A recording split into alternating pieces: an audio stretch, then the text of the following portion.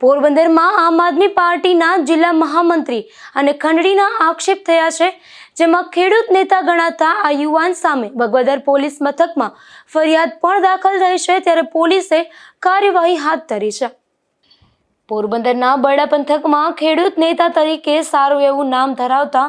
હિતેશ નાગભાઈ મોઢવાડિયા સામે આ પોલીસ ફરિયાદ નોંધાઈ છે, કે જેમાં એસપી કન્સ્ટ્રક્શનના માલિક નથુભાઈ અર્જુનભાઈ બોકીરિયાએ બગવદર પોલીસ મથકમાં નોંધાવેલ ફરિયાદ મુજબ તેઓ બરડા વિસ્તારના રોડ રસ્તાઓનું કામ કરે અને ત્યારે હિતેશ મોઢવાડિયા નામના શખ્સે મોઢવાડાથી